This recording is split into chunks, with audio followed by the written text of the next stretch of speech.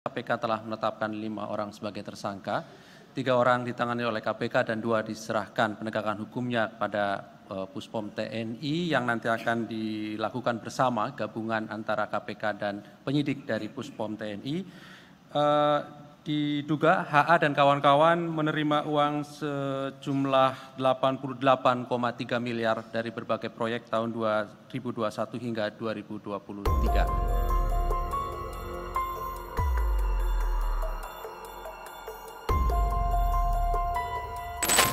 Jadi menurut kami apa yang dilakukan oleh KPK untuk penetapan personil militer sebagai tersangka menyalahi ketentuan. Oleh karena itu kami dalam rapat tadi sudah menyampaikan kepada teman-teman TNI kiranya dapat disampaikan kepada Panglima TNI dan jajaran TNI atas relevan ini kami mohon dapat dimaafkan. Penetapan tersangka oleh Komisi Pemberantasan Korupsi KPK terhadap 2 prajurit TNI dalam kasus dugaan suap pengadaan barang dan jasa di Basarnas berbuntut polemik. Pihak TNI merasa keberatan dengan ditetapkannya Kepala Basarnas, Marsdia Henry Alfiandi, dan Koordinator Administrasi Kepala Basarnas, Letkol Administrasi Afri Budi Cahyanto sebagai tersangka oleh KPK yang seharusnya diproses oleh peradilan militer. Polemik ini berawal dari digelarnya operasi tangkap tangan OTT oleh KPK di Jakarta dan Bekasi pada Selasa 25 Juli 2023 berdasarkan informasi dari masyarakat terkait pengondisian pemenang tender proyek di Basarnas. Tim KPK mendapat informasi adanya penyerahan sejumlah uang dalam bentuk tunai dari Direktur Utama PT Interteknografika Sejati Marilia kepada Afri Budi sebagai perwakilan Henry di parkiran salah satu bank di Mabes TNI Cilangkap, Jakarta Timur. Tim KPK kemudian mendatangi lokasi dan langsung mengamankan Marilia dan timnya.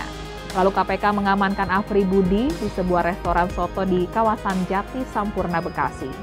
KPK juga mengamankan goodie bag berisi uang sebesar 999,7 juta rupiah yang disimpan Afri Budi di dalam bagasi mobilnya. Total dalam OTT tersebut KPK mencokok 11 orang yang kemudian dilakukan pemeriksaan di Gedung Merah Putih KPK. Kemudian pada Rabu 26 Juli 2023, Wakil Ketua KPK Alexander Marwata mengumumkan 5 tersangka dalam kasus dugaan suap pada proyek pengadaan barang dan jasa di Basarnas tersebut. Tersangka penerima suap yakni Kepala Basarnas, Marsdia TNI Henry Alfiandi, dan Koordinator Administrasi Kepala Basarnas, Letkol Administrasi Afri Budi Cahyanto.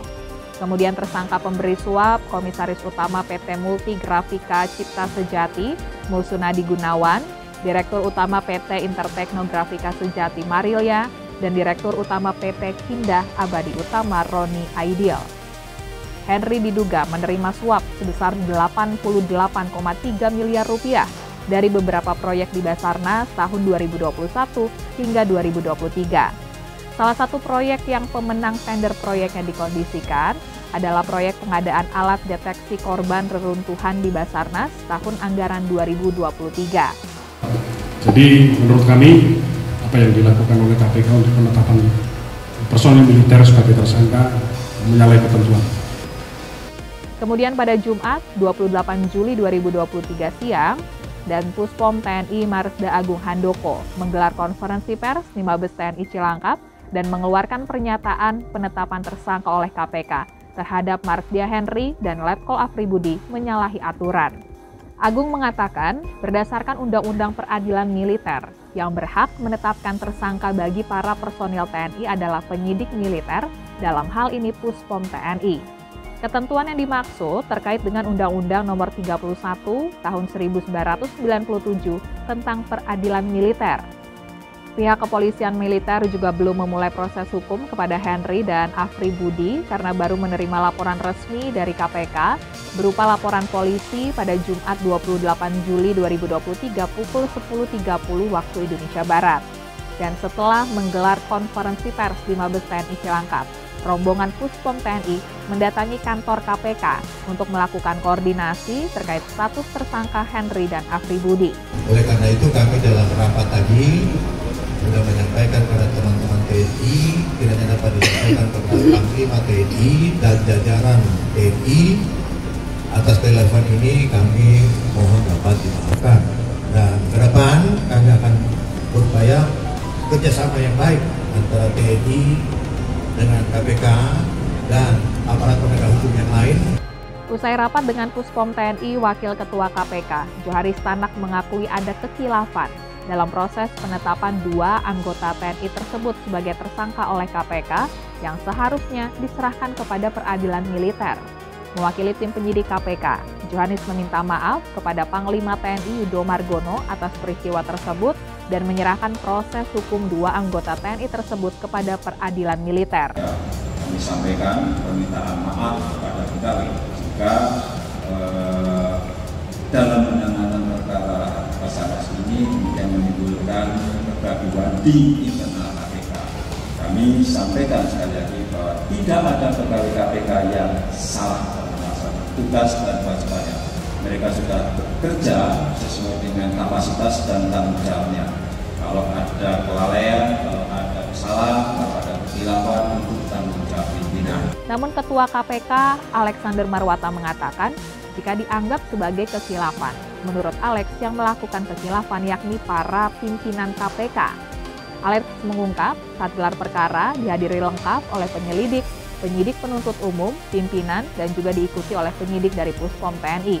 Kemudian tidak ada yang menolak atau keberatan terkait penetapan Marsdia Henry dan Letkol Afri sebagai tersangka. Sehingga menurut Alex secara substansi atau material sudah cukup alat bukti untuk menetapkan 2 anggota TNI tersebut sebagai tersangka.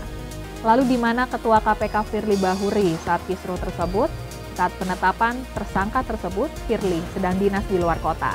Dikutip dari Tribun Manado, Firly didampingi Gubernur Sulawesi Utara Oli Dondokambe dan Kapolda Sulawesi Utara Irjen Pol Setio Budianto meresmikan GOR WKI Richard Mainaki di Kombos Manado, Sulawesi Utara pada Rabu 26 Juli 2023. Mantan penyidik senior KPK Novel Baswedan pun menyindir sikap Ketua KPK Firly Bahuri yang tidak berada di tempat pasca kasus OTT Basarnas. Novel menyebut Firly pimpinan yang tidak bertanggung jawab lantaran pergi ke Manado saat penyidik KPK sedang memproses kasus tersebut.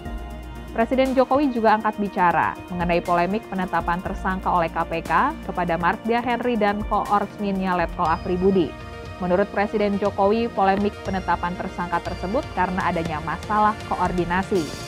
Jokowi mengatakan koordinasi harus dilakukan semua lembaga sesuai dengan tugasnya masing-masing, termasuk dalam penegakan hukum yang dilakukan oleh KPK. Dan soal kasus korupsi di Basarnas, Jokowi akan melakukan evaluasi mengenai perwira aktif yang menduduki jabatan sipil seperti yang terjadi di Basarnas. Jokowi tidak ingin terjadi penyelewengan di instansi strategis seperti Basarnas. Sementara itu pada Senin 31 Juli 2023, Pusat Polisi Militer TNI akhirnya menetapkan Marsdia Henry dan Letkol Afri Budi sebagai tersangka kasus dugaan suap terkait proyek alat deteksi reruntuhan di lingkungan Basarnas. Dan Puspom TNI Marsda Agung Handoko mengatakan keduanya langsung ditahan di instalasi tahanan militer milik Pusat Polisi Militer Angkatan Udara.